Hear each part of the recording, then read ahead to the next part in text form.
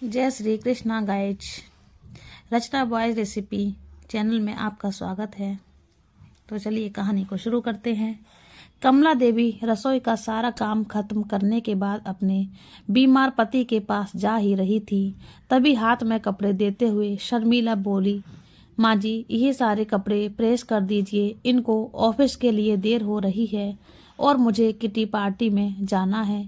कमला जी अभी थक हार के सारा काम करके किचन से निकली ही थी। कमला देवी की उम्र लगभग 70 वर्ष की है।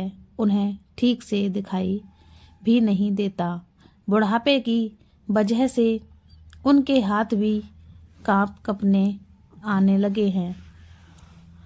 कमला देवी जी प्रेस करने बैठ रही थी, तभी स्कूल से उनका 5 साल का पोता घर आता है।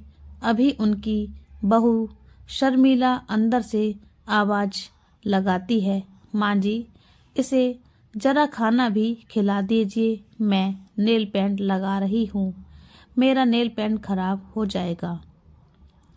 कमला देवी किचन में जाकर राहुल के लिए खाना लेकर आती हैं।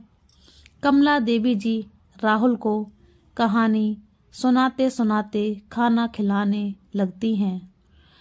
राहुल अपनी दादी के संग बहुत खुश रहता था, क्योंकि दादी उसे बहुत प्यार से और कहानी सुनाते सुनाते खाना खिलाती थी।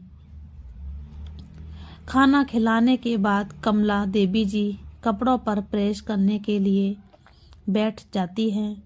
बुढ़ापे की वजह से उन्हें ठीक से दिखाई नहीं देता, इसीलिए एक कपड़ा उनके हाथों से जल जाता है। कपड़ा जलने की बदबू से शर्मिला बहू बाहर आती है। हाय राम, ये क्या किया माँ जी, आपने मेरी इतनी महंगी साड़ी जला दी। बुढ़िया दिखाई नहीं देता क्या तुझको? हाय राम, अब मैं क्या करूं? किटी पार्टी में अब क्या पहन के जाऊं? मैंने सोचा था आज किटी पार्टी में सबसे ज्यादा सुंदर दिखूंगी, पर इस बुढ़िया की वजह से सारा मूड ही खराब हो गया। शर्मिला बहू चिल्लाती हुई अपने कमरे में चली जाती है और फोन करके किटी पार्टी का प्रोग्राम कैंसिल कर देती है। फिर से कमला देवी को चिल्लाते हुए बोली, बुढ़िया तेरी वजह से मेरे सिर में दर्द हो गया है, अब जल्दी से मेरे लिए एक कप चाय बनाकर मेरे कमरे में दे जाना। कमला देवी बेचारी जैसे ही कपड़ों पर प्रेस करके फ्री होती हैं, वैसे ही बहू का फरमान सुनकर चाय बनाने किचन में चली जाती हैं। तभी शर्मिला बहू कमरे से निकलकर आती है और कहती है, मुझे चाय अब गार्डन में ही दे देना, इधर ही पीऊंगी। ठंडी ठंडी हवा में चाय पीने का मजा ही अलग है। कमला देवी अपनी बहू को चाय देकर कमरे में चली जाती हैं।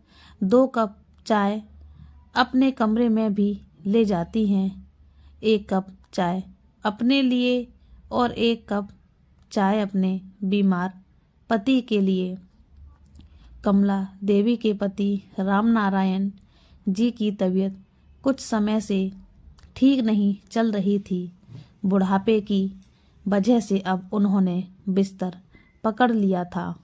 ना तो वह ठीक से खा पाते थे, ना अपने आप उठ बैठ पाते थे।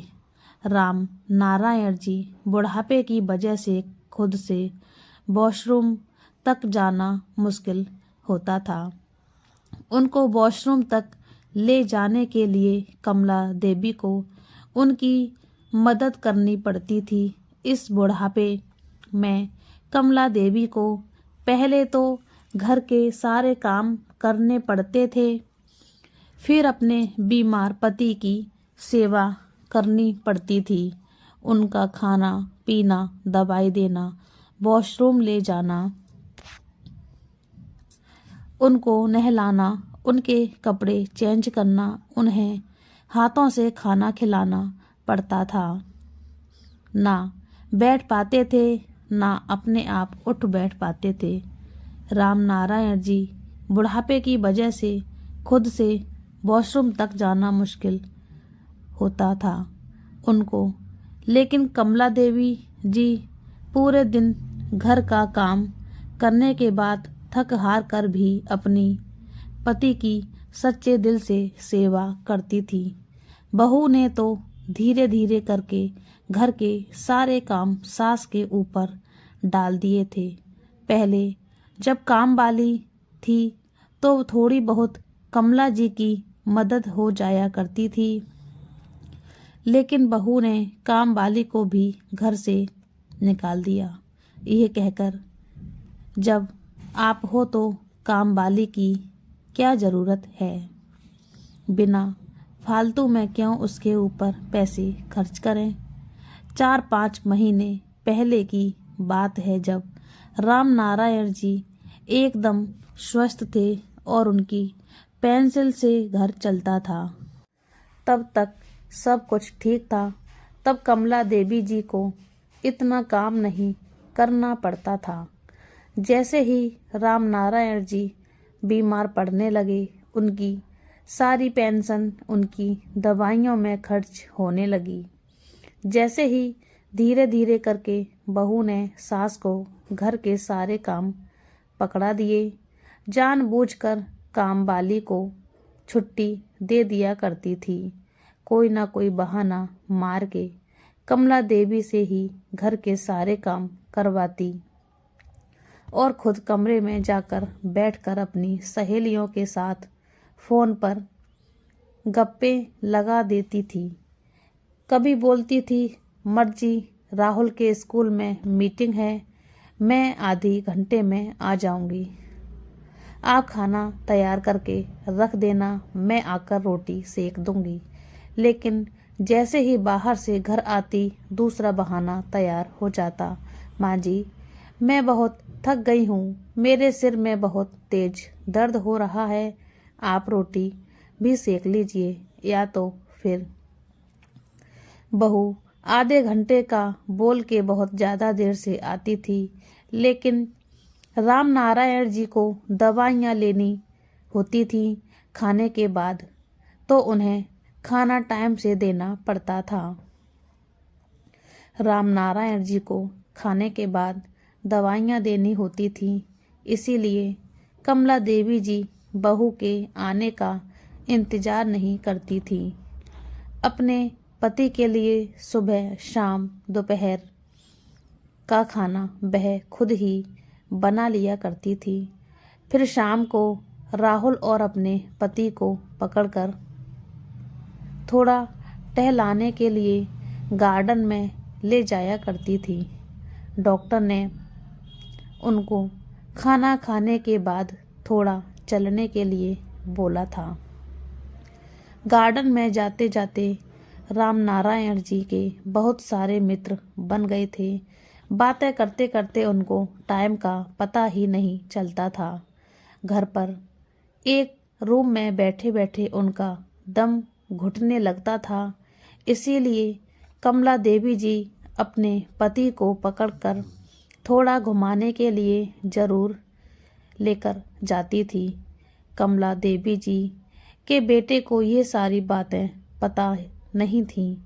उसको लगता था मेरे माता पिता इधर आराम से हैं, मेरी पत्नी उनका बहुत अच्छे से ख्याल रखती है, क्योंकि जब कमला देवी का बेटा घर पर होता था तब शर्मिला माँ जी कहकर नहीं थकती थी। उनका बेटा किसी दूसरे शहर में काम करता था। ऑफिस की जब छुट्टी होती थी तब हफ्ते में 1 या 2 दिन के लिए घर आया करता था।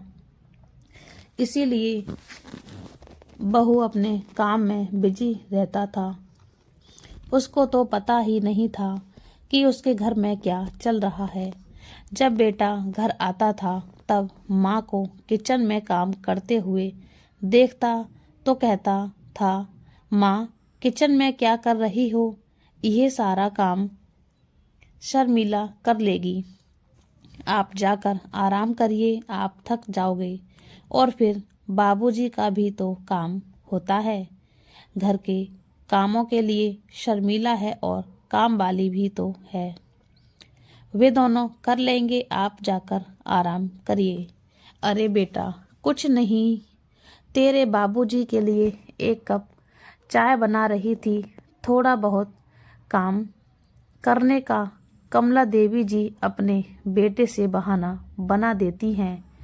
कमला देवी जी ने बहुत बार सोचा कि अपने बेटे से बात करें, पर बहू के डर की वजह से कमला देवी जी अपने बेटे को कुछ नहीं कहती थी, क्योंकि बेटा तो 1-2 दिन में वापस चला जाएगा। उन्हें रहना तो बहू के साथ ही है। फिर वह सोचती थी, चलो थोड़े दिनों की बात है, जैसे ही मेरे पति की तबीयत ठीक हो जाएगी मैं अपने गांव वापस चली जाऊंगी। शाम को डाइनिंग टेबल पर खाना खाते समय शर्मिला, माँ जी एक रोटी और लीजिए ना, इससे क्या होगा आपका? ये सब देख के कमला देवी के बेटे को लगता है शर्मिला माँ बाबूजी का बहुत ही अच्छे से ध्यान रखती है। इसको बिल्कुल भी अंदाजा नहीं था कि शर्मिला उसके पीछे से सारा काम उसकी माँ से कराती है और नौकरानी को भी उसने काम से निकाल दिया है। राम नारायण जी भी लेटे लेटे इस सब कुछ देखते रहते थे, पर कुछ कर नहीं सकते थे। अपनी पत्नी की तकलीफ उनसे देखी नहीं जा रही थी। बुढ़ापे की वजह से उनकी जबान भी लड़खड़ाने लगी थी। ठीक से बोल भी नहीं पाते थे। सारा काम करके थक हार के कमला देवी जी कमरे में जाती हैं। राम नारायण जी पड़े पड़े मन ही मन में सोच रहे थे, इधर आने के बाद मेरी पत्नी को कितना काम करना पड़ रहा है। सुबह से लेकर शाम तक कामवाली की तरह लगी रहती है। फिर ऊपर से मेरे सारे काम बेचारी कुछ नहीं कहती, बस चुपचाप करती रहती है। सुबह चाय से लेकर रात के खाने के बर्तन धोने तक सारा काम शर्मिला कमला देवी से ही कराती है। पति की बीमारी की वजह से कमला देवी बिना कुछ कहे चुपचाप घर के सारे काम करती है। एक दिन अचानक बहू ज़्यादा काम करने की वजह से और कमजोरी की वजह से उनकी तबीयत खराब हो जाती है। तेज बुखार आने की वजह से वह घर के काम भी नहीं कर पाती। कभी शर्मिला किचन में जाकर देखती है कि घर के कोई भी काम नहीं हुए हैं। माँ जी तो लेटी लेटी आराम कर रही हैं। तभी शर्मिला अंदर से आवाज़ लगाती है, क्या हुआ, अभी तक सुबह नहीं हुई है क्या? अभी तक सोई पड़ी हो? आज घर के काम मुझे ही करने पड़ेंगे। खाना कौन बनाएगा? घर में क्या नौकर लगा रखे हैं मैंने जो घर के काम करेंगे?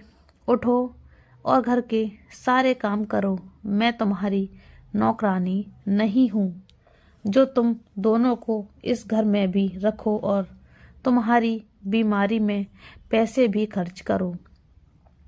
कमला देवी जी कहती हैं, बहू आज मेरी तबीयत ठीक नहीं है, मुझसे काम नहीं हो पाएगा। बहुत जोर से चिल्लाती है, दवाई लो और काम पर लग जाओ। बेचारी कमला देवी जी दवाई लेकर रसोई में खाना बनाने चली जाती हैं। खाना बनाने के बाद जब वह बर्तन साफ कर रही होती हैं तो उनके हाथों से कांच का कप छूटकर टूट जाता है। कप के टूटने की आवाज़ सुनकर शर्मिला किचन में भागी भागी आती है।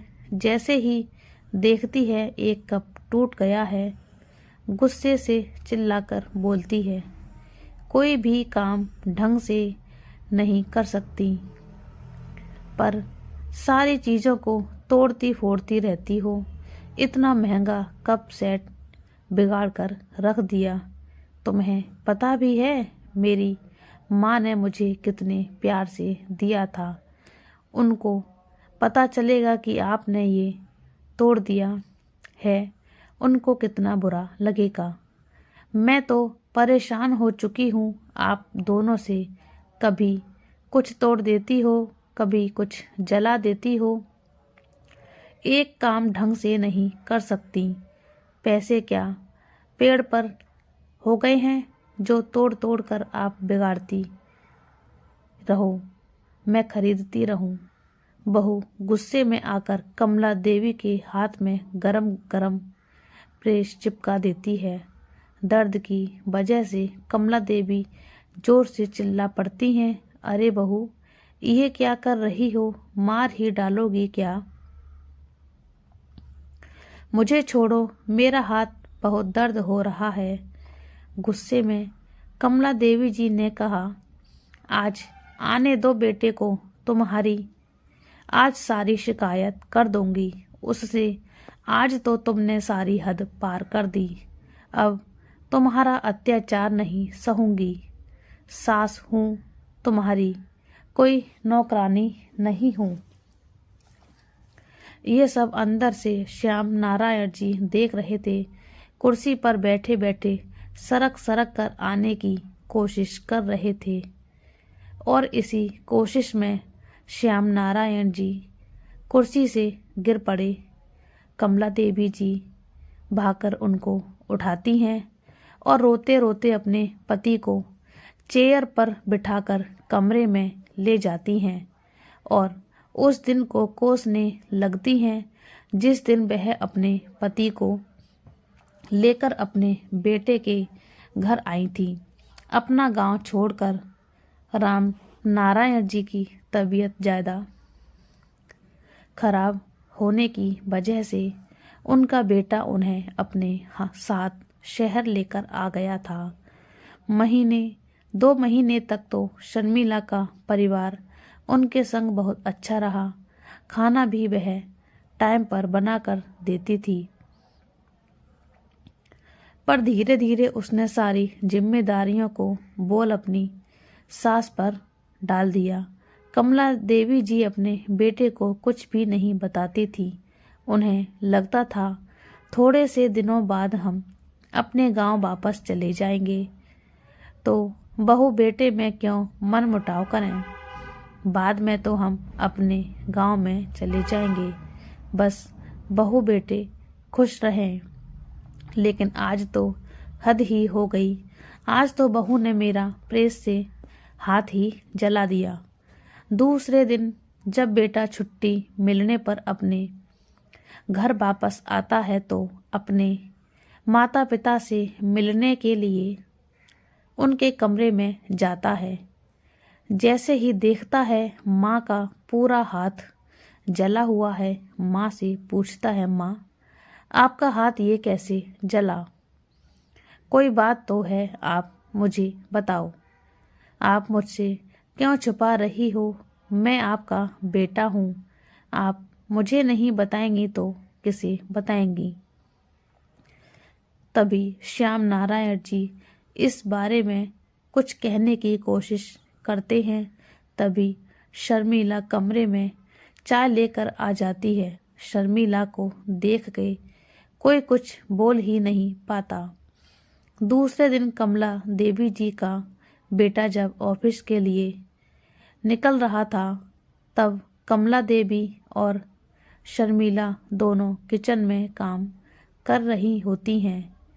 कमला देवी जी का बेटा अपनी इम्पोर्टेंट कोई फाइल घर पर भूल जाता है। उसे लेने वह घर वापस आता है तो देखता है माँ और शर्मिला दोनों किचन में काम कर रही थी। बिना कुछ बोले वह अपने कमरे में चला जाता है। फाइल उठाकर जा ही रहा होता है तभी शर्मिला की चिल्लाने की आवाज़ आती है, अगर तुमने कल के बारे में अपने बेटे को जरा सा भी बताया तो मुझसे बुरा कोई नहीं होगा। अभी एक हाथ जलाया है, फिर दूसरा हाथ भी जला दूंगी। कमला देवी जी चुपचाप रसोई में खड़ी हुई शर्मिला की बातें सुन रही थीं। यह सारी बातें कमला देवी जी का बेटा सुन लेता है।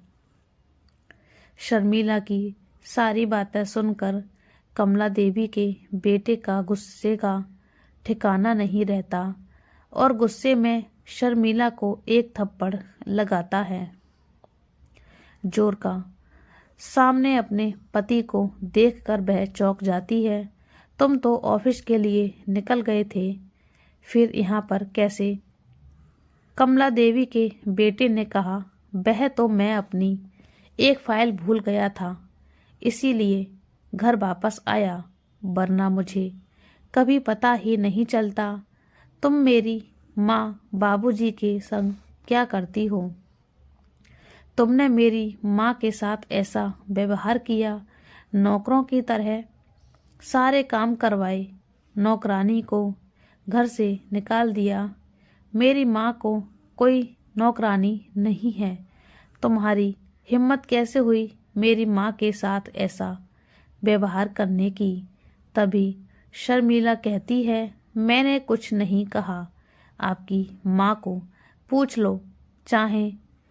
इससे कमला देवी जी अपने बेटे को कुछ नहीं कहती हैं, बस चुपचाप खड़ी रहती हैं। तभी उनका पोता राहुल वहाँ पर आ जाता है और वह सब कुछ अपने पिता को बता देता है।